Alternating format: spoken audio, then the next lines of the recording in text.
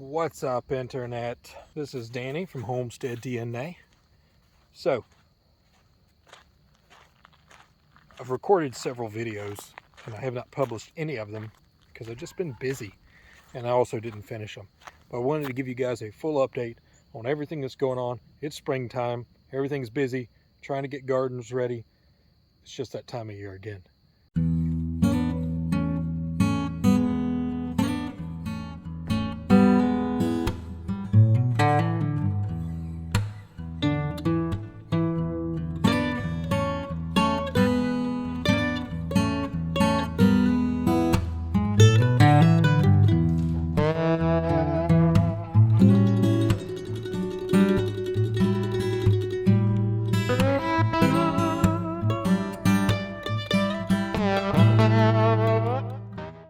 First things first, let's look at our cherries.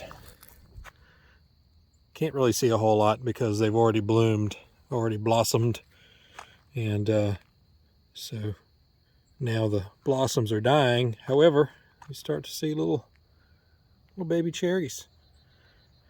It looked like we had a pretty good year. The blossoms kind of hit at the right time. Didn't get too cold. There's a crow over there eating the chickens' food or hanging out with the chickens. The crows seem to like the chickens for some reason. I guess they got some stuff in common. But, so I wanted to give you guys a garden tour and let you know where we're sitting right here around April 15th. It's the 16th today. All right, first things first. Chickens are still chickens. We've moved them around over here a couple times to manage some weeds. They're doing a great job, still laying a ton of eggs. The shed has not fallen down yet. Rabbits still alive. We were told in our last video that keeping rabbits in cages made us big agriculture, so we're taking that to heart and we are renaming our channel Big Ag DNA because that's what we do here.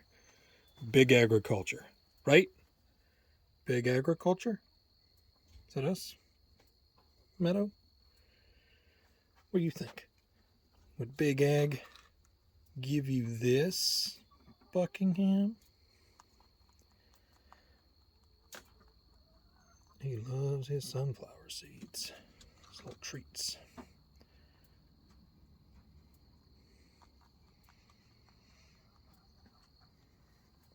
Rabbits are doing good. Still alive. Ash getting fat. That's good.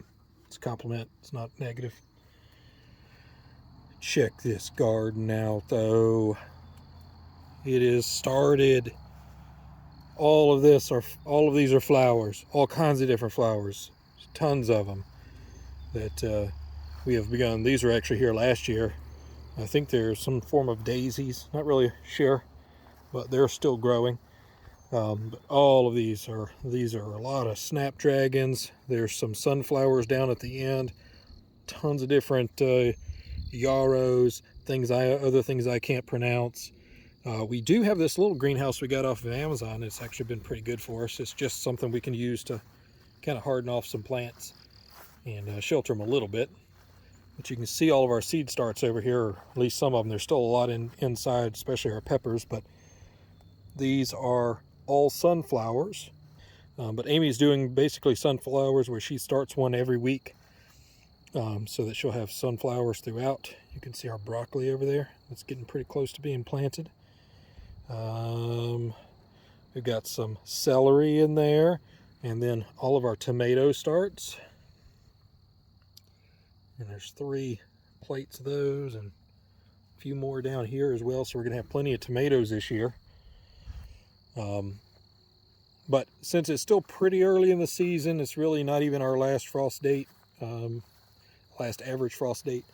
But I don't think we're going to get any more frost, but it's still getting too cool at night for some of the plants that we're planting.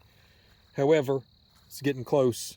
So what we're doing is we're preparing all of these beds, making sure that they're all covered. And so we've done a really good job of doing that here. Last year we did not cover them enough. There were some gaps between the weed fabric. So this year we're making sure we have a good overlap and we're not having any issues. At least You know, cross your fingers, hopefully. Here's some yarrow that we had last year that is already starting to throw some flowers up here, it looks like. And our eucalyptus came back as well. Technically, I guess it's not supposed to come back, but it did. So everything's still a mess out here. That's normal. This is absolutely a normal mess. Don't worry about it. So we've got weed fabric laid everywhere. We just tilled this guy up and threw some compost in it and pulled up our weed fabric from last year. Found a few nice snakes in there that are enjoying the field mice, I'm sure, that are all in here. But I've got to get this whole thing tilled up here, and then we're going to weed fabric this entire thing. Over here, we have our potatoes. Our first vegetables are already growing. They're already up. Planted this, what, maybe 2 weeks ago.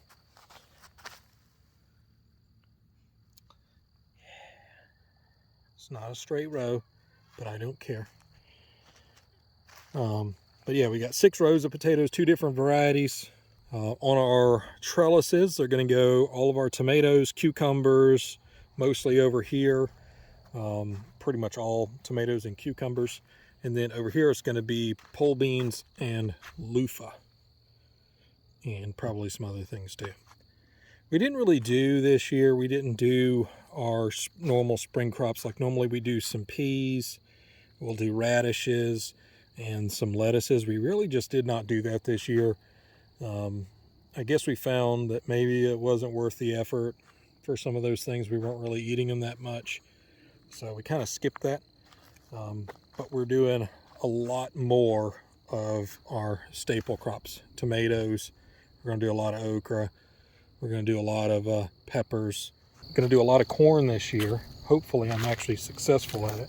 I haven't been very successful at corn, but we're going to have at least 3 different plantings of corn this year. It was at least on the plan. Probably 4. 3 sweet corns and probably 1 dent corn or grain corn, whatever you want to call it. Another thing that we did is we decided that we were just full of money. Hint, we're not. But we decided that we're full of money and that we should just get these landscaping timbers and kind of line them up. Now, we haven't really put them in anywhere, but this is because we've had so many problems with the weeds growing over.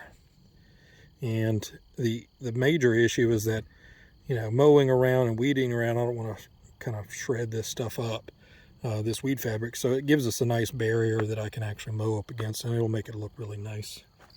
So you'll notice I did not mention where we were going to put our peppers over here, and that's because we're actually tilling up a brand new bed here. So this is going to be my pepper plot, and it's going to be basically 50 foot long by 20 foot wide, which should be plenty of room for the peppers that I'm growing, hopefully.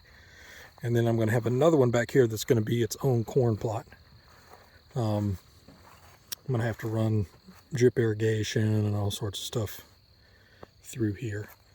But yeah, it's not like, you know, it's really late in the season, although we probably still have almost a month before we actually plant our peppers, probably 3 weeks or so.